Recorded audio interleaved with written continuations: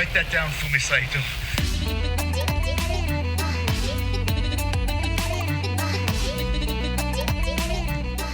Write that down.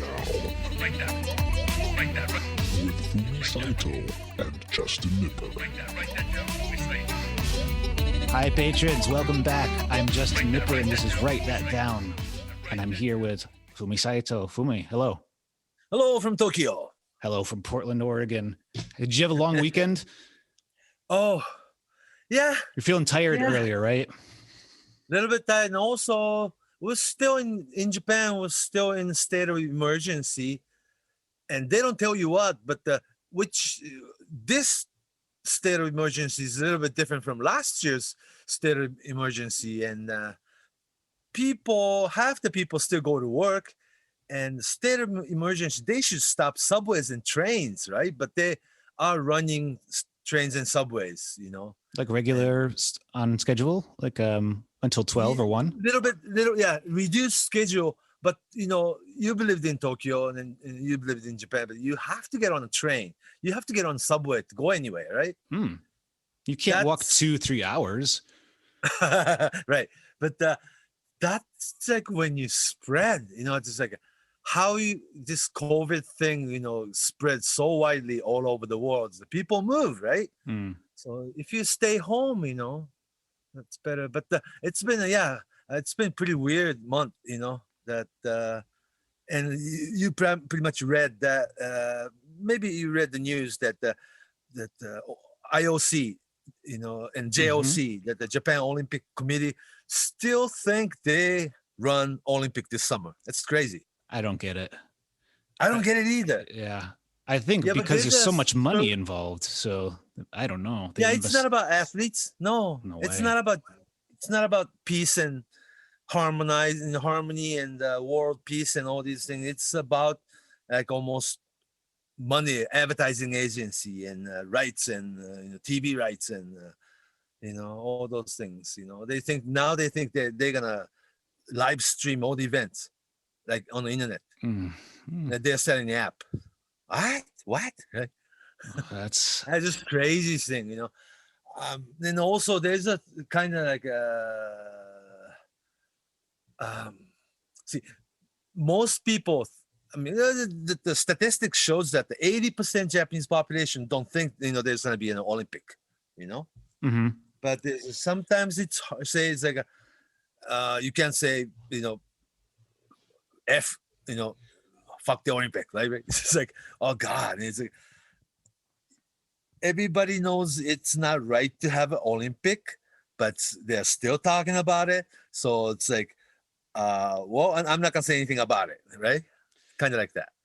I understand. It's different in the States right now.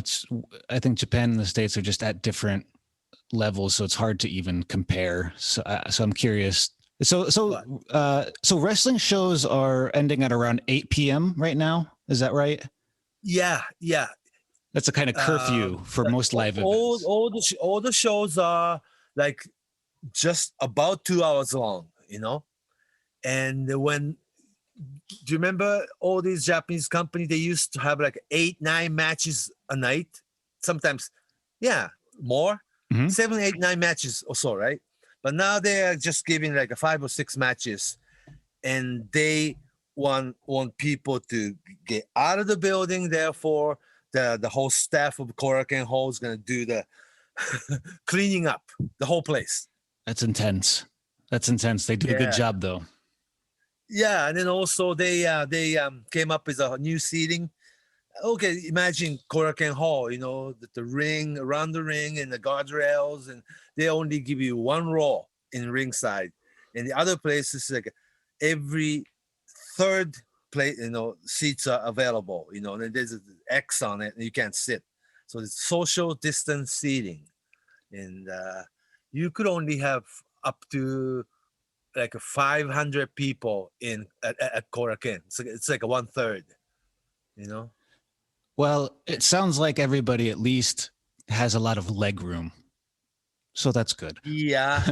But yeah. And also there's a rule that the mask, you'll be wearing mask at all time. You won't be standing and cheering and screaming and all that.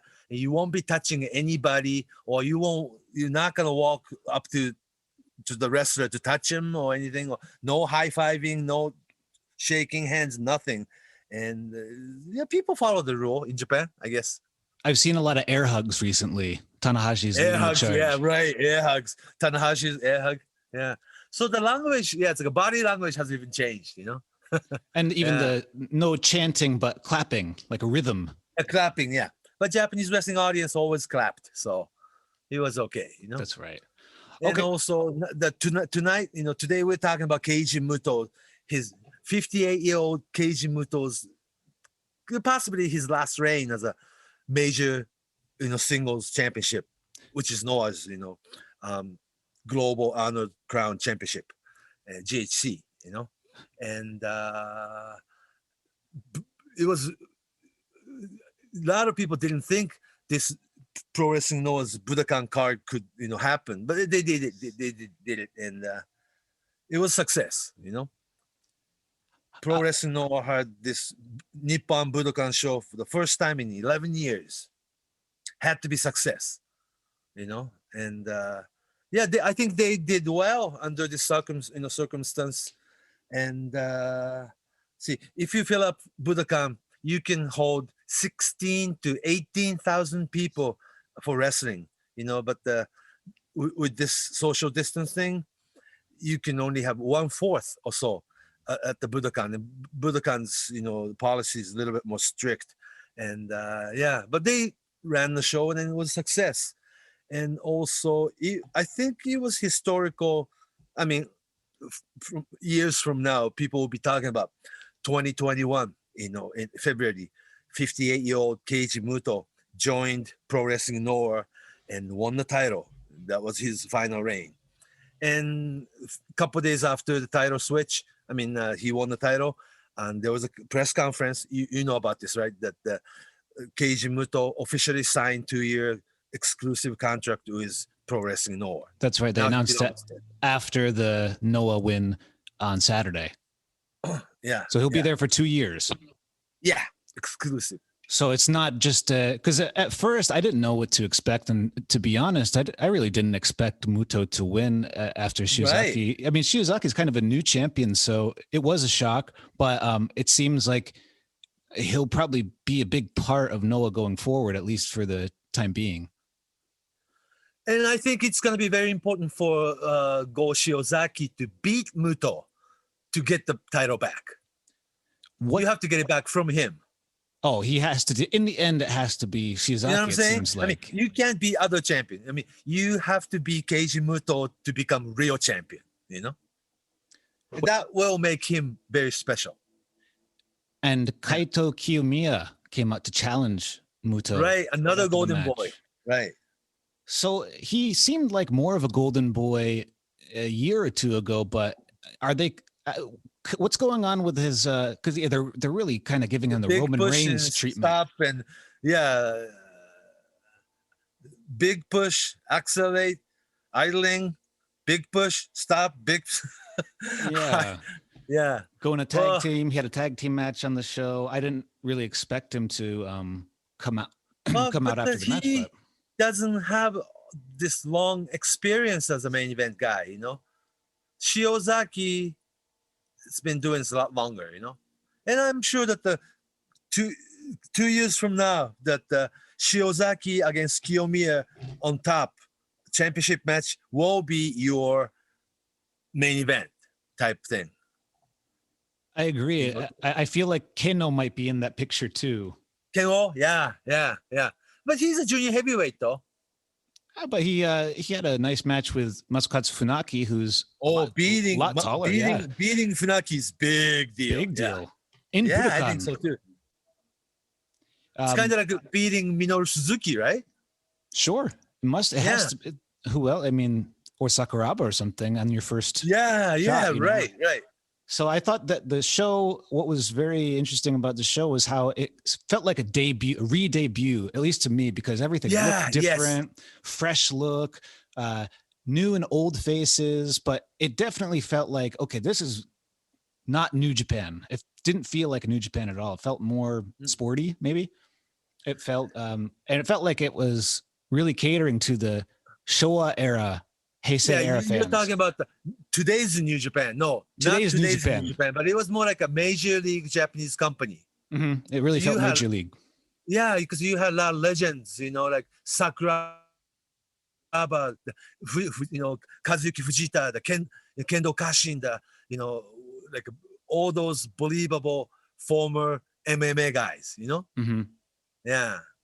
And what's good thing is though, they put those legends with today's pro wrestling knows wrestlers and have competitive matches. And hopefully, in the end, the younger wrestlers Guy will come out. Yeah. and the old And ones so can. it's gonna be we will remember this pro wrestling knows Budokan Night as something really symbolic. I really think so. And Keiji Muto, yes, won the title. It's a big news, and people thought, yeah, of course, it's good news. But I think in hindsight that it would be remembered as revival of pro wrestling Noah, huh? some kind of new stage for sure. And Yeah, I think so too. and they have a new logo too. Yeah, I noticed that too. It kind of looks like a football logo, Yeah. US football Okay. or arena football. They had not so popular second logo, So that's the third logo in the past. So Yeah.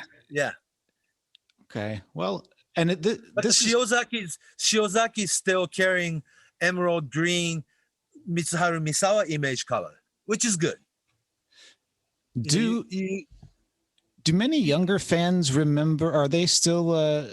Is there still a lot of care towards Misawa, or because we talk sometimes about the New Japan universe, and I don't feel like they're interested in that era of Misawa or older Noah. But what would you say the New perception Japan is? World, or New Japan fans, I don't think they ever really watched it. Mm-hmm. See, we're talking about like a two or three different generations of Japanese wrestling fans. The 90s wrestling fans had New Japan follower and strong, Misawa, four pillar guys era. That all migrated into after Baba died. They created the pro wrestling North. The fans migrated too. But today's New Japan fans, they've been watching and they've been following New Japan Pro Wrestling only about 5 years, maybe 10-year tops. So 90s wrestling is ancient to them. Therefore, today's New Japan fans, I call it New Japan World, I don't think they've really followed Keiji Muto in his prime. So then it seems to be win-win for everybody because the New Japan New Japan World fans get what they keep getting great New Japan product, and a lot of older fans. Yeah, because they're creating new stars Mhm. for new fan base, And which is really important. I hope this is a good way for Noah to create or establish their new stars in a year or two. Yeah, I think there's a big possibility, and also Noah, along with DDT, okay, they are under the very huge umbrella capital of media, outlet. Cyber Actually, agent, yeah. Yeah, Cyber Agent is like your parent company. They got money, and also they are not television, but they are really in like the internet, that live IT, streaming. forward thinking. Yeah, so it's not a DVD or TV or satellite TV or nothing like that. It's like today's audience will be watching your wrestling from your iPod or your laptop or even your iPhone, and those are the audience they're looking at. And Cyber Agent also is in charge of Abima TV, the digital TV channel. Yeah. Which is really more geared at a younger audience than something like TV Asahi. Right, and pretty soon that we will have the whole new population that grew up watching Ameba TV. And maybe we'll watch the Olympics on it too. It's like, I have it on my phone, but I never use it. They got like a couple thousand shows, available. So you have to look for it, So that's actually I don't use it. I don't think I've ever used it until this weekend because they You had to aired watch it. they had to it was free. They aired it in Japanese for free. If you wanted it in English, you had to pay through Fight TV. Oh, okay, right. So Over here, course. Amiibo TV, and some people even watched. See, in Japan, some people do have Fight TV because they want to watch AEW and stuff, Mhm. But yeah, and English commentary was available too this time. That's right. Mark So- Pickering and Yep. Stewart, I forget his last name, but they're on the quintet team too. They do Yeah. Very professional. very good martial arts guys. So okay, it's really Keiji Muto week. He's buzzing really right now, both in this English speaking sphere and of course in Japan. I saw him on the cover of a weekly Pro Wrestling Today. Yeah. Nice And shot. also, this might, Keiji Muto's last reign or the Major League Championship that this might bring back some of the fans who left wrestling during this dark age of millennium era. The lapsed Yeah. fans. Yeah. And so now he's a kind of Grand Slam champion. Is that right? Right. Grand Slam champion, meaning that the New Japan's IWGP Championship and All Japan Pro Wrestling's Triple Crown. Triple Crown's International Heavyweight and Pacific Wrestling Federation Heavyweight and UN, United National Heavyweight Championship. 3 existing belts made it into one belt. It happened back in 1990 between Jumbo Tsuruya and Stan Hansen. So they combined all existing 3 belts into one major belt, Triple Crown. So Muto won that. So IWGP, Triple Crown, now GHC. Yeah, 3 major titles. I don't know how many people have done that. Kensuke Sasaki have done that, but yeah. And NWA too. NWA title or Keiji WCW. Muto? Didn't he win that G1 in 93? 92? Yeah, that was Masachono won that one though. Oh, okay, that was the okay. I'm mixing. Yeah, but yes, he did win the NWA title from like somebody like Barry Windham. So around there, yeah, maybe it's a couple of years or like a 90 or 89. I'm not sure. Right.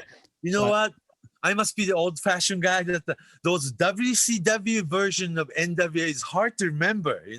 Hey, it's for me too because it was Isn't it tough? unclear. Yeah. Unclear what Because for a while, WCW heavyweight title and NWA world title they treated as a one.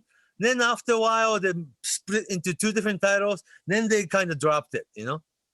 They did that quite a bit. And, I don't think many people know, but I recently saw the Gaia company post an old Gaia match for the WCW Women's Cruiserweight belt, title. Right. which I don't even guess think the was physical defended belt in was America. still in Japan.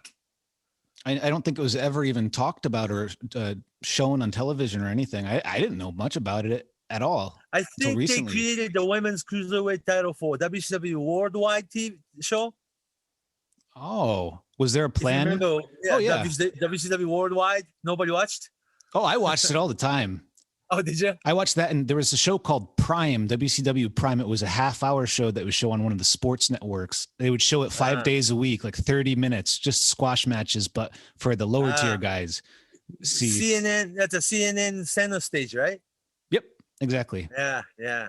Or that, or at Disney, wherever they were doing in the 90s, a Disney studio. Right.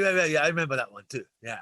But so they were taping like a 5-6 weeks worth of TV. Yeah, or just all day long. Yeah, and it had content for, but it wasn't great wrestling or anything. You might have one tag match between, I don't know, Public Enemy or Harlem Heat. They were the big that was or High Voltage. If you remember High Voltage, Yeah, I remember all those. Yeah, a lot of characters like that. But so worldwide, that title, WCW Women's Cruiserweight title, was introduced for that show. Was that the plan? I guess. Supposedly, yeah. I'll have to do some more research on that. We can get back to that. But let's get back to Keiji Muto. With Japan, that some of the details, is very interesting in Japan, the Japanese independent scene too. That you probably don't know. There's a Missouri heavyweight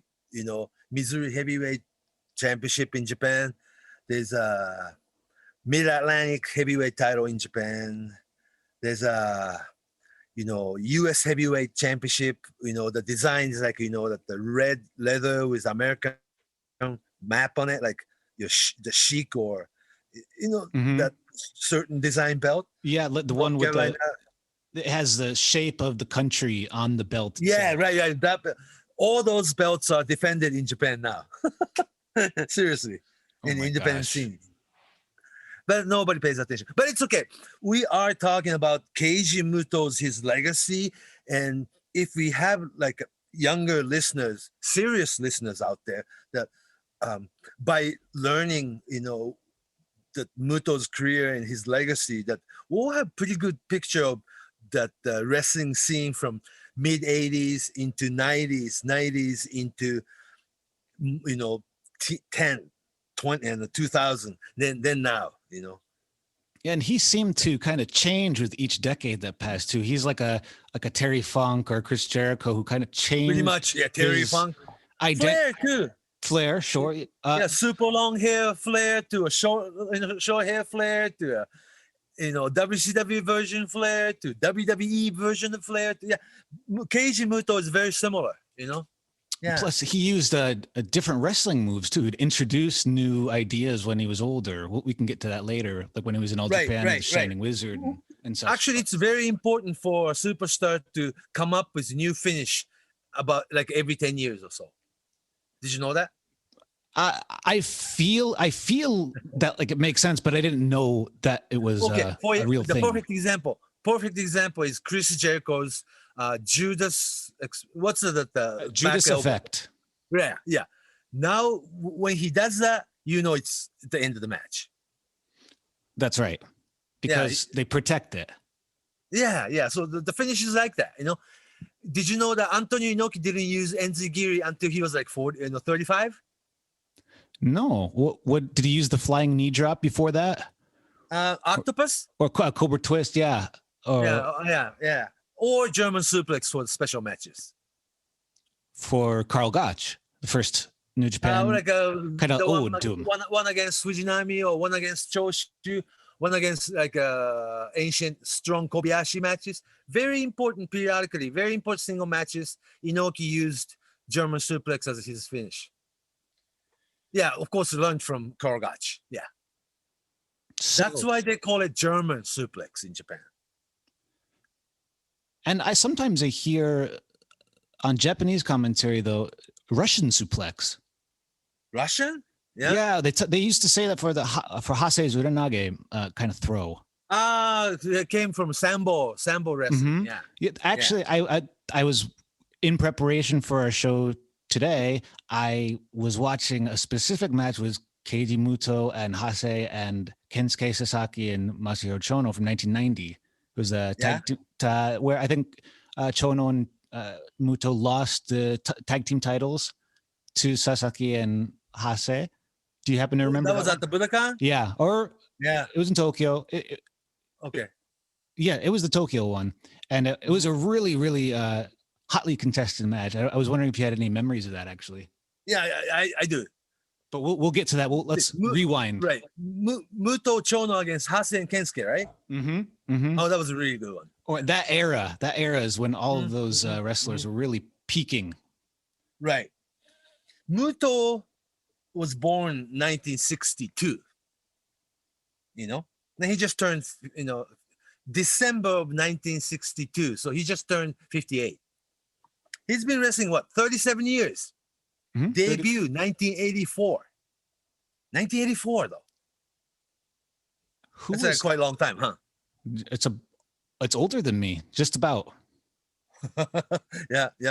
Did you know that the debut match was against Chono? As Young Lions. Yeah, both rookie. Chono's debut match and Muto's debut match. Two rookie went against each other. They have that's a very deep story between those two throughout the years.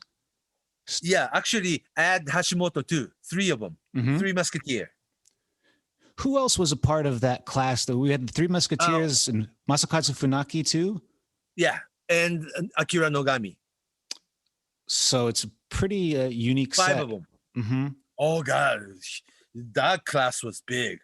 And the one year before that, Jushin Thunder Liger, Sano, and a couple more guys that are like huge.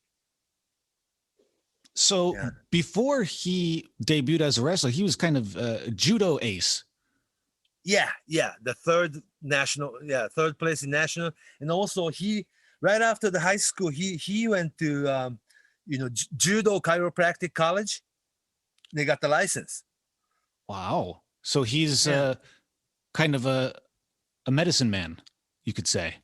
Yeah, not quite medical school, but the chiropractic school. It's a little bit different from like your medical, the doctor. But he went 3 years school for that, and then they got the piece of paper. Yes, but he wanted to be a wrestler. Mm-hmm. And then by 21, he was at the dojo trying out. Yeah, by 20 or so. Yeah, 21. Yeah. I heard he almost quit. Is that true? Yeah, like a first weekend. First week, he's too hard. Yeah, first weekend. Yeah, and then he was gonna pull Chono and Hashimoto too. Let's quit together. Oh God, It's funny. We were just comparing him to Ric Flair. It was the same situation with Ric Flair too, wasn't it? Him and Ken Patera and Vern Gagne. Mm-hmm. Yeah. Vern Gagne school, and the coach was Billy Robinson. Oh yeah. And there was a people like in Billy Robinson class. You have Ric Flair, you have Ken Patera, you had Sergeant Slaughter, you have Playboy Buddy Rose, and a lot of guys, right? Mm-hmm. And Flair wasn't all that special then. Pretty special because he played football for University of Minnesota, but nobody thought he was gonna be your Ric Flair. I mean, decades later. Right? Pretty amazing. But the Muto was special. Muto, Chono, and Hashimoto, three Musketeers especially, was very, very special. There's quite a few reasons for it. They came into dojo right after the big group left the company. Two big groups. Riki Choshu and his 15 guys formed Japan Pro Wrestling and moved to All Japan. That was the first set. First set. Yeah. Exodus. Riki Choshu, the Kuniaki Kobayashi, the Animal Hamaguchi, the Killer Khan, the Yoshiaki Yatsuda, all those guys migrated. They quit together, and Riki Choshu formed a new company called Japan Pro Wrestling and signed the contract to All Japan and started working with Giant Baba's All Japan 85. So skeleton, right? And also that was the year Akira Maeda's very first incarnation of UWF was formed. They left New Japan, so the dojo was empty. It went when Muto and Hashimoto and Chono signed, and it's like they were practicing an empty ring almost. So you would think it's a not very good time, right? Like a down period of New Japan, right? That's when I thought Muto was very special. He thought, all those guys are gone and we'll be on TV next week. Great. He was like that. So he had his first match with Chono, 84. Mm-hmm. Yeah. But he pretty quickly, he went overseas soon after. When did he go overseas? 85. So yes. 1 year later. So only 1 year later, and he was in the South US. He was in Florida, and he was Alabama. The reason he was sent, just like I said, Riki Choshu and his 15 guys left, right? And Akira Maeda, Takada, and his, that UWF group left, 10 guys left. So it's like New Japan lost about 25 guys in 1 year. And they needed golden rookie. And they thought when Muto, Hashimoto, Chono came in, it's like, whoa, we got 3 great rookies here. They didn't look at Funaki as special back then because, you know why? Masakatsu Funaki was only 15 then. Wow. He quit high school in the middle of his 10th grade and joined New Japan, and he debuted, before his 16th birthday. So he was a kid then. But Muto, Chono, and Hashimoto were very promising golden rookie. They picked Muto to be the next star, so he was sent to Florida in 1985 on his own. And in Florida, Hiro Matsuda was waiting for him, to make him into a star, grow your hair long, and they made him Black Ninja. That's kind of cliche, but the ring name is okay. It's okay at the time because he was still rookie, but he needed to be on his own. And also they had the Kendo Nagasaki as Muto's babysitter. They spent the whole year in Florida and a little bit in Puerto Rico, and he came back as space long off. Yeah, at the end of 86. Yeah. So year later in 1986, 87, the Muto came back from Florida 1 year later, and he was put it in the main event cluster with people like Inoki, Fujinami, Kengo Kimura, and all that. Yeah. How did people react to him when he came back? Kinda not great, because he didn't really earn it, sort of. I see. Yeah, and then plus that his return match, that the very first match was single match against Fujinami. Then Fujinami was in his prime, and showed some little bit of greenness in there, But he was already in the main event group, and Chono and Hashimoto, one by one, they all left and went to Europe, went to Canada, and then they, you have to be gone, right, for like a year or so, then come back as somebody new hairdo, new costume, new finish, even new ring name. So that's the system. Reverse export. Yeah, sort of. And also it's kind of good to be gone from TV for the whole year.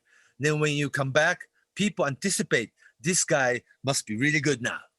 Mm-hmm. Does that make sense? Oh yeah, it's like Evil in New Japan when he went to ROH and came back as all of them. All of them, yeah, sure. Kazuchika Okada, Naito, Nakamura. Naito, Okada, or Tanahashi and Shinsuke Nakamura 15 years ago. Yeah. Mm-hmm. Well, actually, it did that with Giant Baba. They did that with Antonio Inoki. They did that with Jumbo Tsuruta, Tenryu, Fujinami, everybody. That's the system. Yeah, for the past 60 years. Yeah. I'm interested. That's the interesting part. Yeah. So, everybody. So Muto ended up going back to the States shortly after that, though. There's another reason. And he came back and he was in the main event group already, but not as established. But in spring of 1987, spring of 1986, Maeda, the Takada, the Fujiwara, Yamazaki, the 6 UWF guys came back to New Japan and joined New Japan as a faction, UWF. So you got the like a 6-7 veterans, made a comeback to New Japan, like home. Then spring of 1987, all those Riki Choshu's 10 guys came back to New Japan. It's like oh my God, it's like a way loaded, So the Sakaguchi, the then Booker, Seiji Sakaguchi, decided to send Muto back to States for the second time. Go over there as long as you want, until you're ready, until we are ready to use you. Does that make sense? And he also hit Puerto Rico one more time around this time too, right? It started from 80s trip of 87. Muto was sent to Puerto Rico first, and he was tag teaming with people like Kendo Narasaki and Mr. Pogo. And in 87, Puerto Rico was really hot too. You had Brody then there, and so he spent months there in Puerto Rico. Then he was booked to World Class Dallas. With the Gary Hart. Yeah. Then from Dallas, he was booked to Jim Crockett's NWA in 89. And it was around this time we got the first inklings of the Great Muta character. Yeah. To be exact, July of 1989, he became the Great Muta. Oh, his birthday. Well, what's funny is, though, Muto, right? His real name, Muto. Some people put an H, but you don't need H on it, But the Muto, they read it they pronounce it like Muta. So therefore, he became Muta.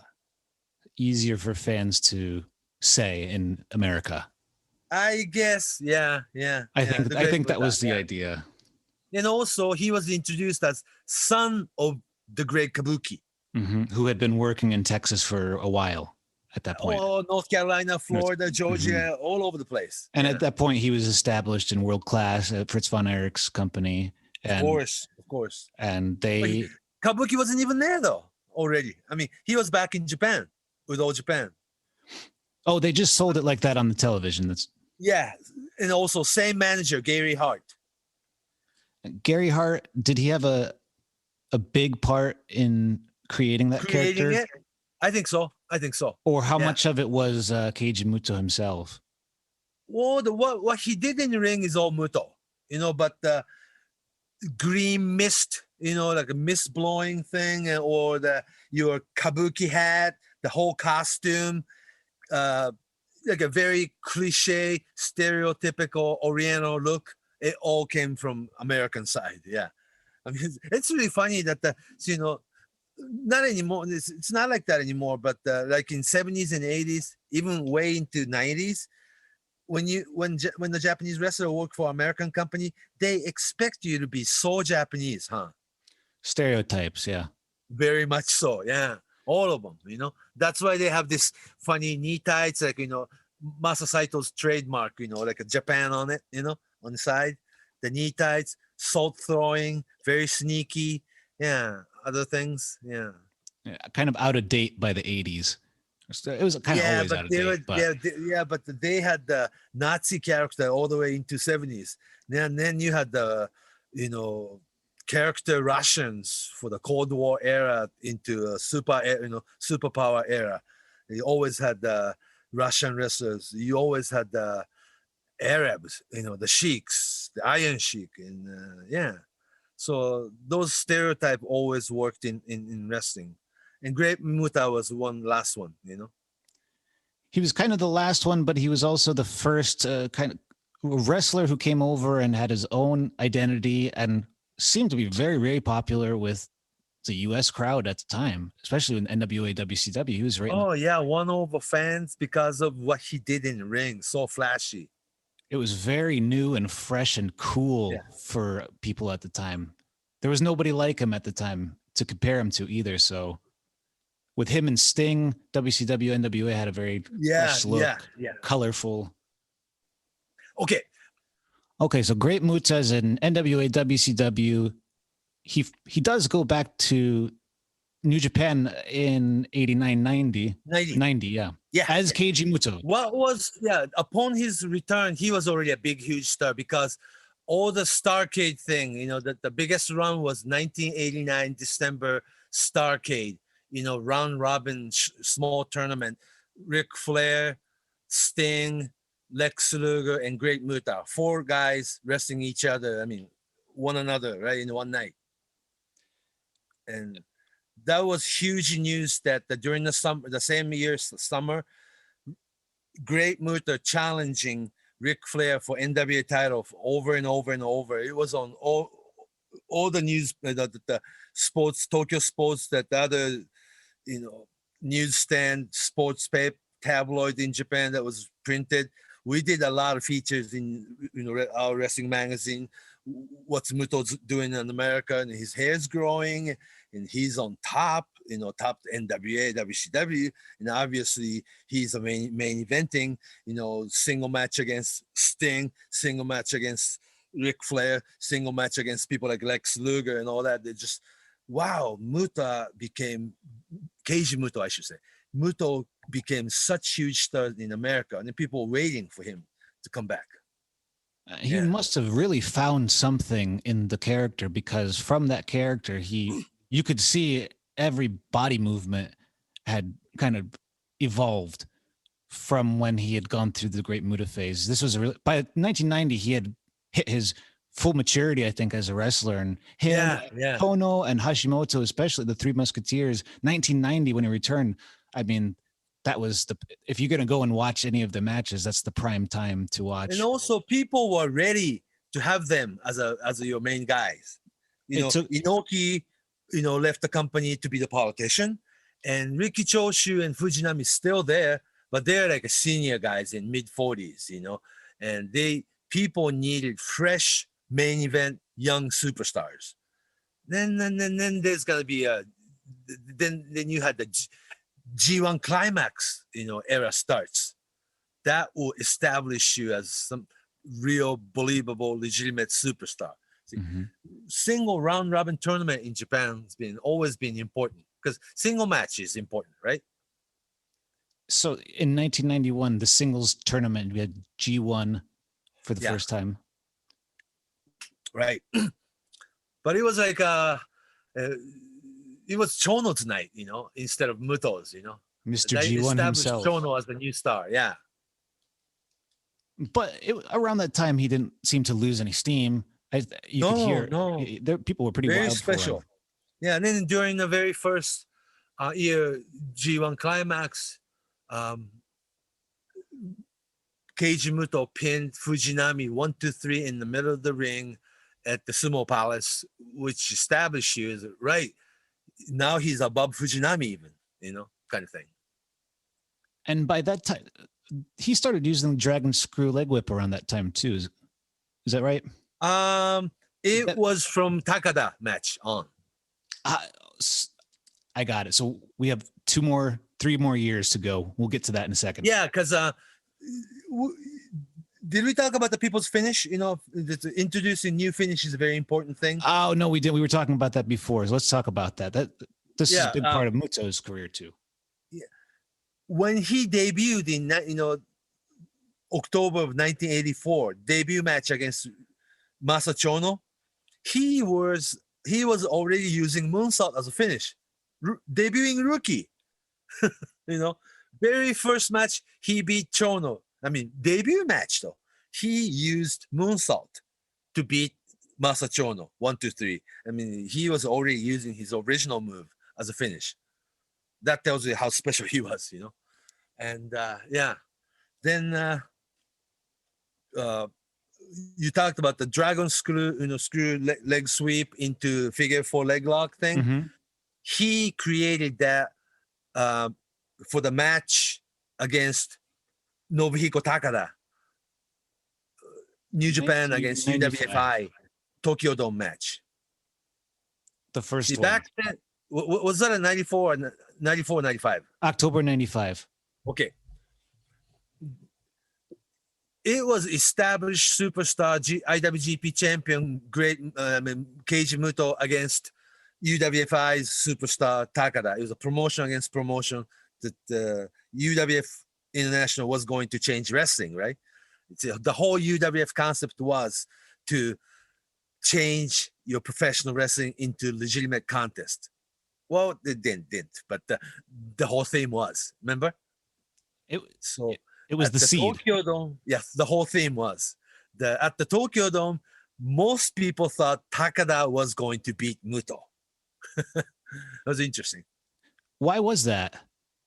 Well, because he was portrayed, Takada at the time, 93, 94, he was the best. He beat everybody, and he also got the championship belt from, Luthes, legitimate world heavyweight, pro wrestling world heavyweight title. He was beating Russian.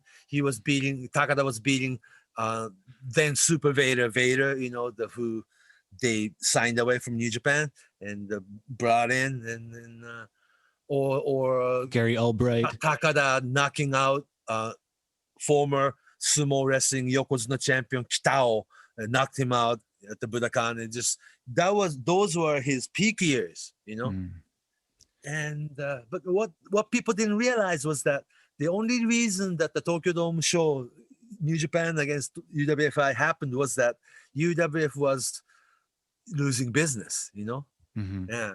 No TV. Not the declining, Just in general. Was it because of the Yoji Anjo situation? That, and also it was like it had, the Yoji Anjo situation, meaning that he's going to he went to the Hickson Torrance. Gracie's dojo and Mhm. losing it, and UWF being supposedly being legitimate, all shoot, and you are MMA fighter before there was such term MMA, and supposedly you are the best, right? Mm. And eventually they had to do Hickson Gracie against Takada, you know. Then you and I know that the Takada lost to Hickson Gracie. He completely lost it, you know. Mm. And that was the NWWF era. We'll Anyhow, have to talk about that yeah, another show. yeah, another show, yeah.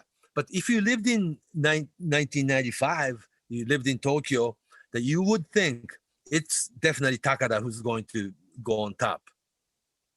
But instead, it was New Japan show, you know, that Muto really came up with creative idea that I asked Muto, you know, after the match, or like I did a couple different interviews because I wanted to know. See, Dragon Screw leg sweep isn't anything new. That was Fujinami's move in 70s and 80s, you know.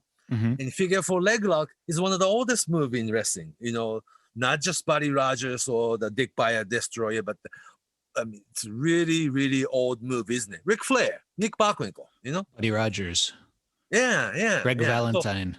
yeah, everybody. Not everybody, but the very believable submission, right? Common move. Common move.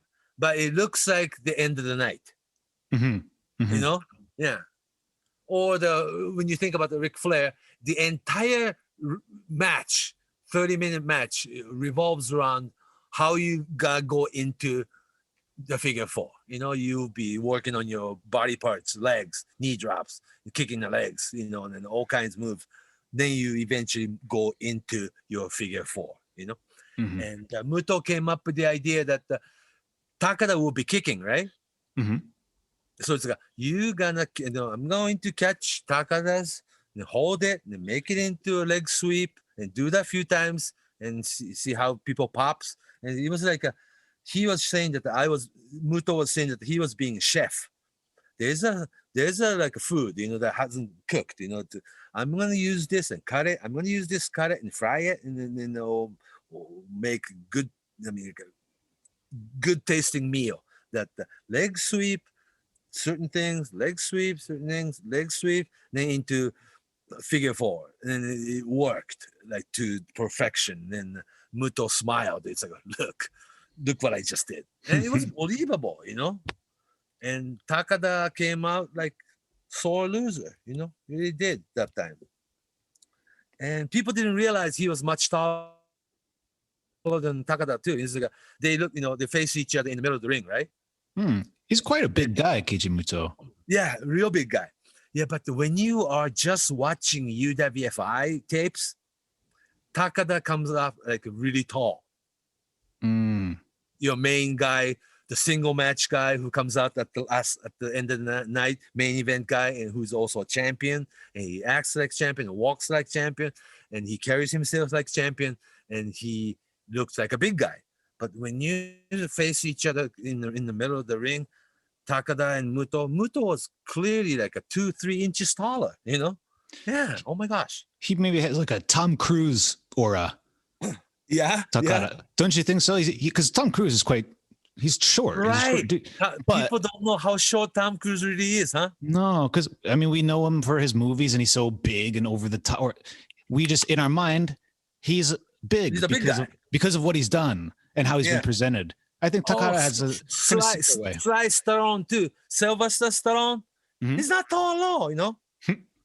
Yeah, same So- thing. But anyhow, that was the night when Muto beat Takada. Muto became even bigger star because of it. He was really the New Japan's captain. He was the face of that company in the 90s. Among even Hashimoto and Chono of the Three Musketeers, it was Keiji Muto's. He was the Yeah, because he was all around. See, Hashimoto is more of like a fighter. You know, he chops and kicks and cries and a lot of emotions and less moves. The brainbuster and DDT, that's about it, right? Hmm. It's just emotional. I mean, Passion. people like him. Yeah, passion. Whereas Masachono is so cool. I mean, he doesn't do much flashy moves, but he works body parts and being like a cool guy, you know? And he has a doesn't great do much. voice. His voice Yeah, is yeah. cool. And was also his Finnish STF step over toe hold with face lock was given to him by Luthes, so people believed him. You know. He was the Which last then- disciple of Thez. Yeah, and winning G1 every summer that made him star too. You know. So they took New Japan. Actually, Booker Ricky Choshu took different method of promoting these three guys. And Keiji Muto was clearly above those two, right? In natural ability. Yeah.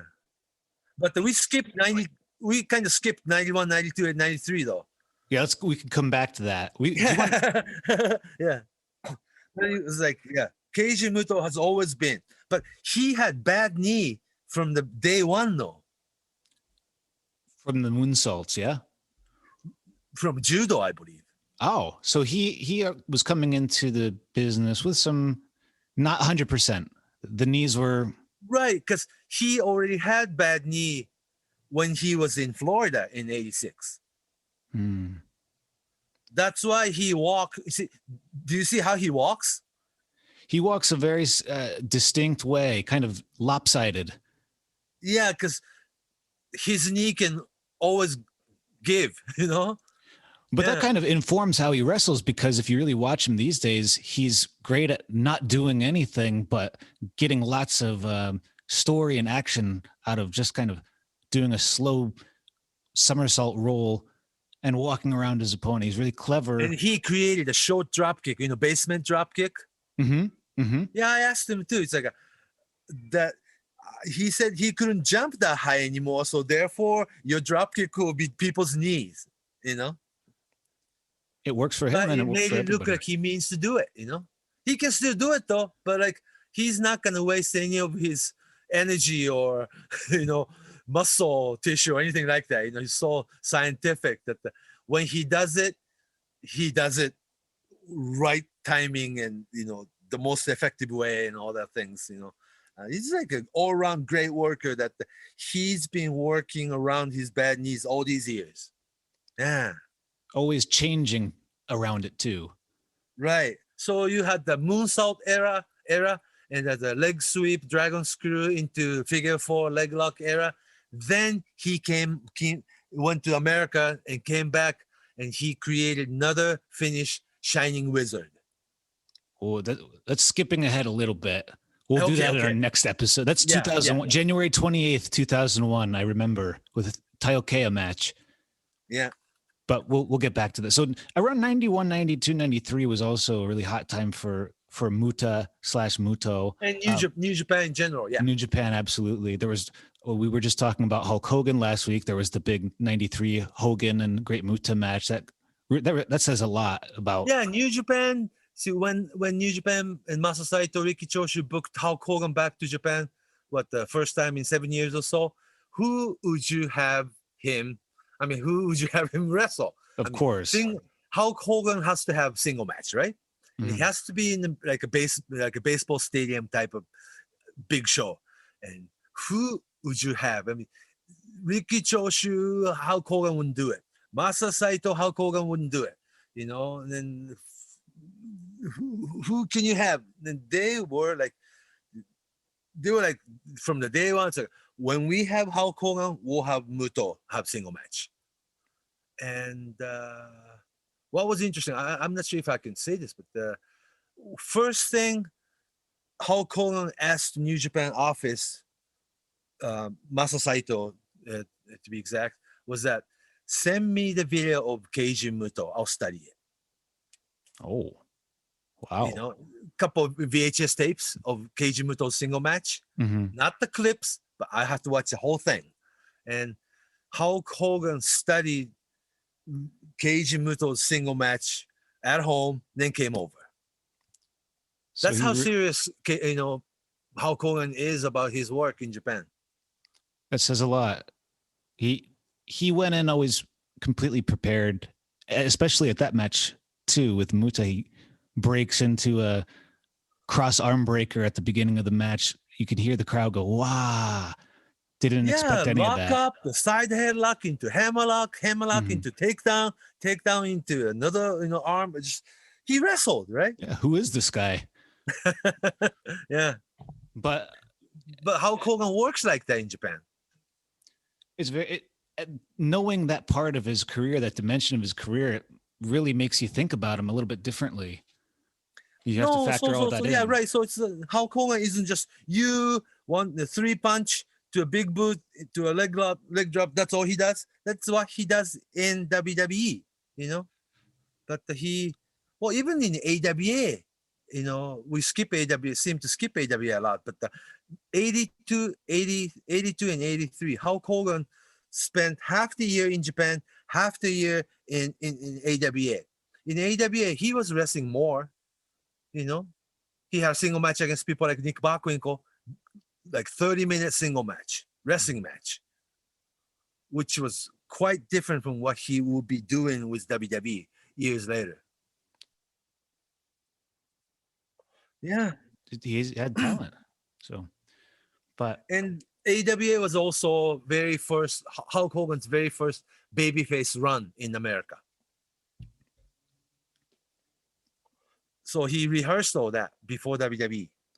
Huge part of the I think so. his career. Yeah.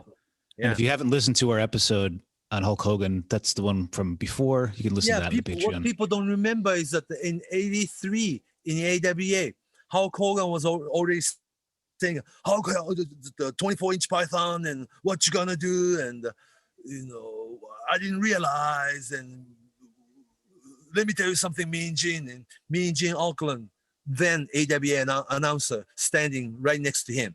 In AWA, you had Jesse Ventura, the Ken Patera, the Adrian Adonis, the later on Killer Pete, Jim Brunzell. The WWE stole half the crowd from AWA, all the way down to people like Mad Dog Vachon and Crusher, older guys. They signed away everybody. They cleared him out. So that was interesting. Then Bobby Heenan, of course. At Okerlund, Hogan, Gene Okerlund, everyone. yeah. Oh, Rick Mateo, Tito Santana, a lot of them. Yeah. But anyway, we gotta go back to Keiji Muto. That after 2 long trip to America, 80, 85, 86 Florida trip, 87, 88, 89, Puerto Rico, Dallas, and NWA Crockett into WCW. He had a long run in America, right? And can I tell you something? I want to share my opinion with you because I want to hear what you think of this. I don't know if I really, because of this time that Keiji Muto spent in America, I mean, it really, to me, it defines what I see when I see him now. I really view him more as an American-style wrestler. American-style wrestlers. Yeah, way more so.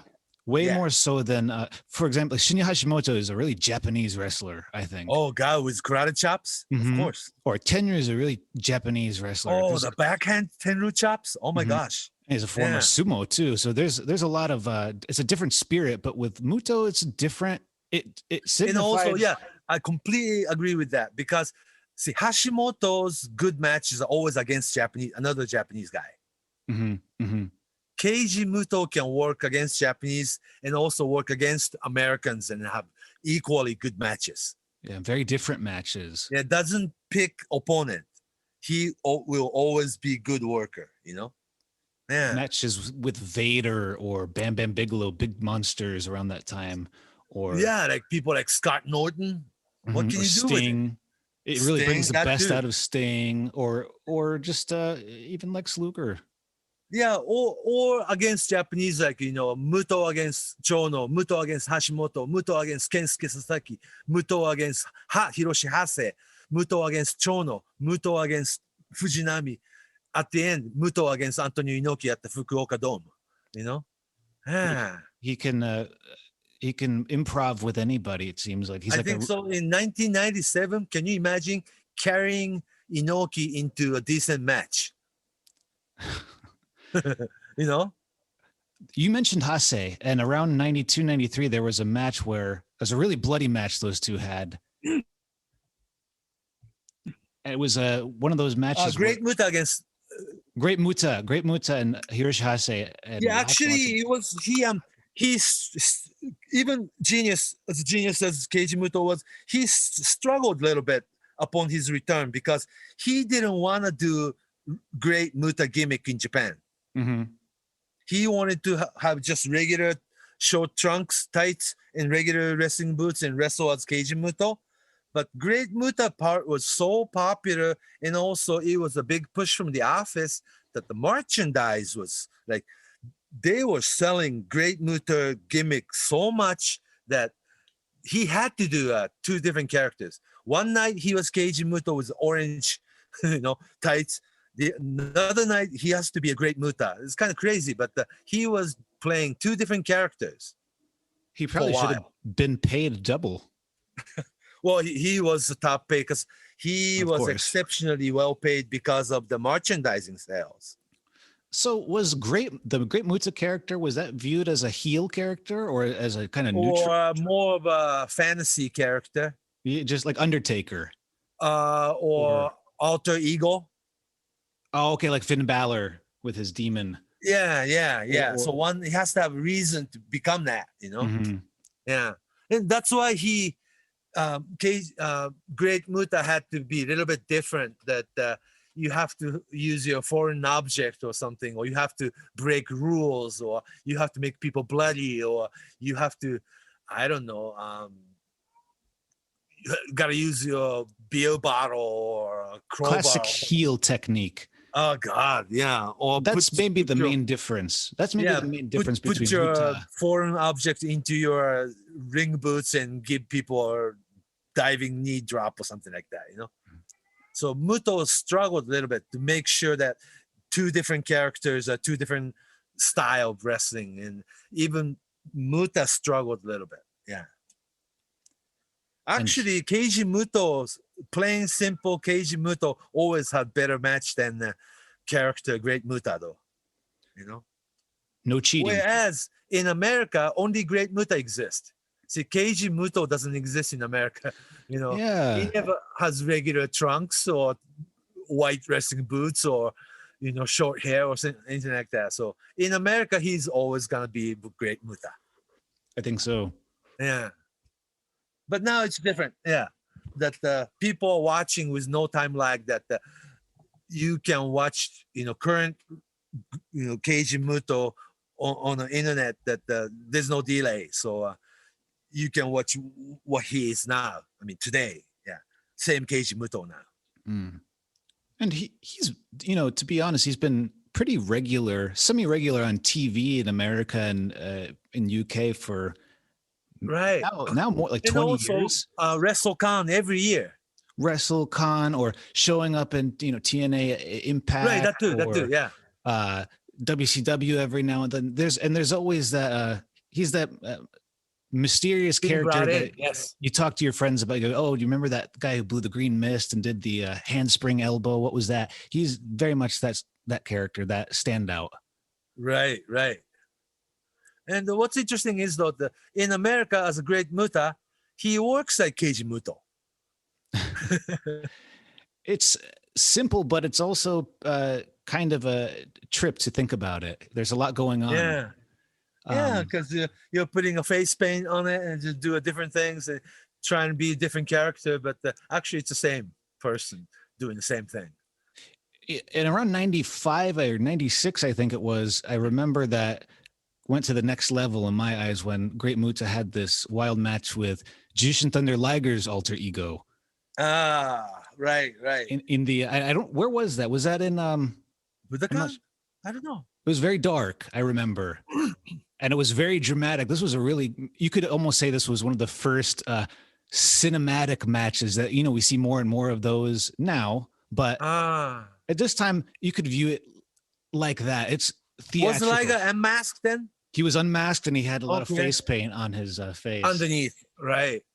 See, Liger comes up with a lot of those ideas too. He grew up as a wrestling fan and it just has a lot of ideas, Mm. Yeah. paint underneath the mask. Oh my gosh, right? It was pretty unique at the time. Yeah, yeah. And also, he was another wrestler. Liger was like, everybody knows he's Keiichi Yamada, but it doesn't matter. He's a Liger, you know? He's always Yeah. Liger. Yeah.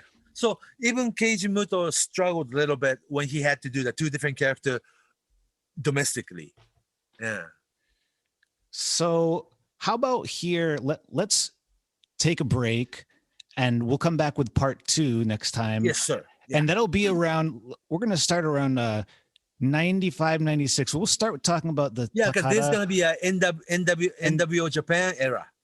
That's right. Where Yeah, and NWO Japan will bring him back to America again in 98 or so, 99. Yeah. Mhm. Yeah. And So that was an interesting era too. Muta and Like, we're talking about Keiji Muto's 37-year career. So just not possible to talk about this 37-year glorious career in 1 hour. No. not even close. He's still making news. He just I'm a big fan of Keiji Muto's work. You know, he's just one of the, maybe if not ever, and he's the best. You know, I mean, what's the definition of best? But he doesn't disappoint you. You know, and he always surprise you. He'll go beyond your imagination. You know, and yeah, he came beyond your imagination with match against Shiozaki, right? Mhm. Yeah, I because did not expect 58-year-old, that. yeah, today's 58-year-old Keiji Muto could do that much now, you know, and works so smart. He Yeah. works so smart and he works in every time and every decade, and he changes kind of naturally, and you can only Yeah. really notice that by like studying it more and watching more. But Yeah. he's there's nobody like him. So next time Right. we'll come to the NWO We end of the covered New Japan. Yeah, we covered a little bit of New Japan Muto and Florida Muto, WCW NWA Muto, and back to New Japan Muto, and Taka, the Muto against UWF kind of situation, and now it's moving towards 90s. But we just have to cover everything because he's so special. Yeah, and he never really went away. You know, he never had a downtime. He never had a retirement time where he just took years off. He was always around. So there's a lot to cover. Yeah, and then always had bad knees. Mm. And we'll also cover the All Japan period. The All Japan period. Yeah, yeah. Well, let's close with this early 90s, mid 90s, era, and we'll come back with a lot more material next time. That's right. Okay, so let's wrap it up for tonight. So Fumi, also, if the listeners out there can send you or email you questions, that we'll be answering it. Sure, yeah. And if you're on the Patreon, you can post on the board or leave us a message there anytime. So yeah. I hope a lot of people will be listening, and because the more you learn about this era, the bigger picture you can have. You can see it. Like, wow, that's how wrestling world worked. I mean, America and Japan simultaneously. It's not two separate. For me, it's always connected. It's the full circle, the full story. Yeah, I think so. Yeah. Which is why we're going to break this episode into a few parts, because that's what Keiji Muto deserves. We have to do it. So, okay. Where can people find you online, Fumi? Fumihiko Dayo, Fumihiko Dayo, Fumihiko Dayo on Twitter, or you can always find me, Fumi Saito, on Facebook. All right. That sounds good. Let's wrap it up. We'll come back soon with part 2 of the Keiji Muto series. So until then, Fumi. So long from Tokyo. That down, Fumi Saito.